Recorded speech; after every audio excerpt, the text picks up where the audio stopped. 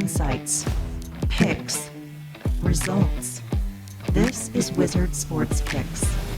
Beyond the Lines. Word to your mother, boys and girls. It is your boy Sniper West coming at you here from WizardSportsPicks.com, the number one sports consultant in the industry, might I add. And this is yet another episode of Beyond the Lines. My name is Sniper West. I have seven complimentary free plays for you guys here today on this video. These games are for Thursday, December 11th, 2025. I have 5 props in Thursday Night Football, and I'm going to give you 2 selections on the NBA hardwood as well.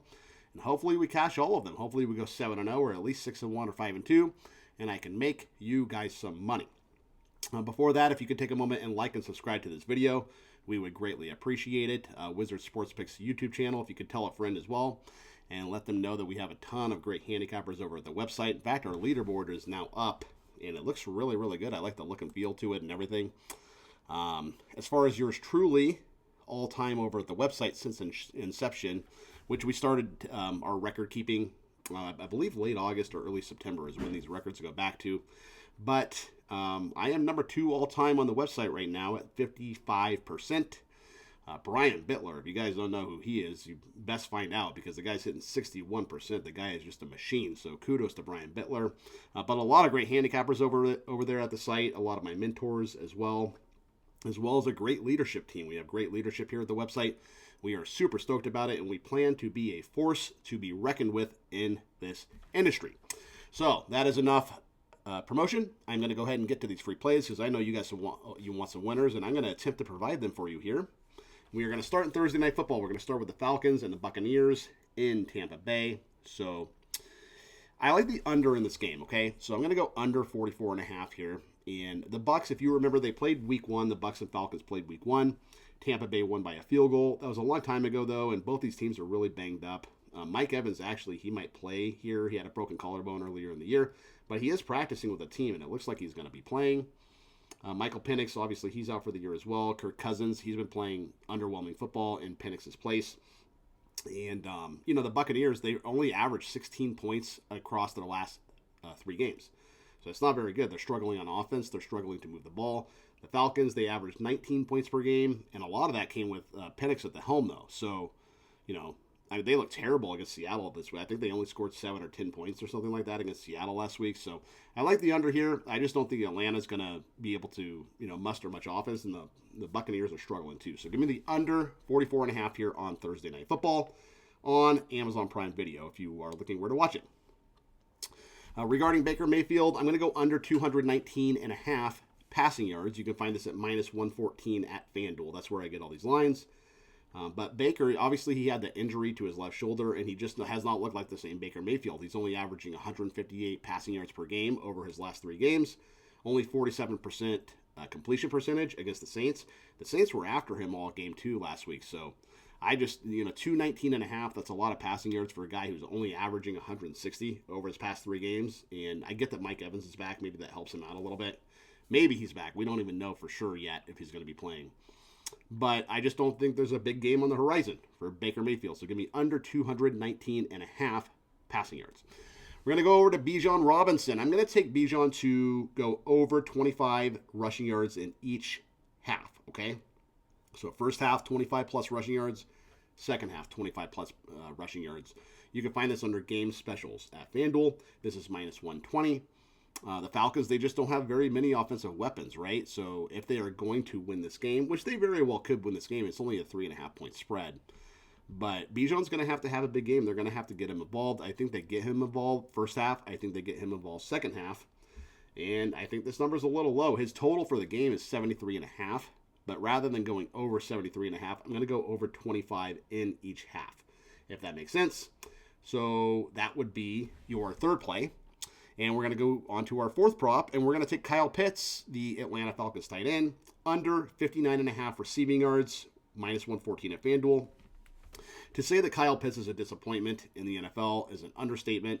He came out of Florida. There was a lot of hype on him. Everybody thought he was going to be the next greatest tight end in the league, but he just has not lived up to that expectation. I think he struggles here. Like I said before, Cousins, has not looked all that great, and I just don't think he's going to surpass 60 yards. So we're going to go Kyle Pitts under 59.5 receiving yards, minus 114. Your final selection in the Thursday night football primetime game, I'm going to take the Atlanta Falcons to make 2 or more field goals. Okay? You can find this minus 125. It's under defense and special teams on FanDuel. Falcons, 2 or more made field goals, minus 125. I just think they're going to have trouble finishing drives. I think drives are going to stall. If they get in the red zone, obviously they do have Bijan, and I think Bijan will have a great game, as I said before. But I just don't think that 2 field goals in any given game is not hard for any NFL team to achieve. And I think that they're just going to struggle in the red zone, maybe struggle around the 30-yard line, kick a couple 45-yard or something like that. So Falcons, 2 or more made field goals here, minus 125. Let's move on to the NBA. So Rockets and Clippers here. This game is in Houston. These are 2 teams just headed in completely opposite directions. Clippers are 2-8 their last 10 games. They're 7-17 against the spread on the season. Houston is 7-3 straight up in their last 10 and 14-7 against the spread on the year. So basically, if you're betting on the Clippers against the spread every game, you're not making money. If you're betting on the Rockets against the spread every game, you're winning money, right? Kawhi Leonard is back. He had 20 points his last time out, but I don't think he's going to be enough here.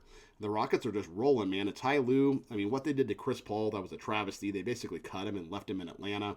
He is arguably the greatest Clipper of all time. And I just think they did him a little bit dirty.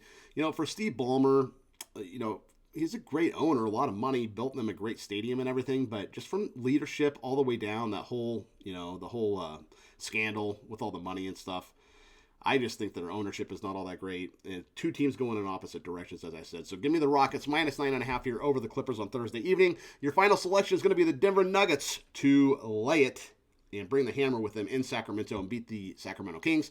Nuggets minus 9. Nuggets are rolling just like the Rockets are. They've won 3 straight, 7-3 in their last 10, 11-2 on the road, so they do travel well. The Kings are a complete disaster this year. They're 6-18. They're 8-15 against the number.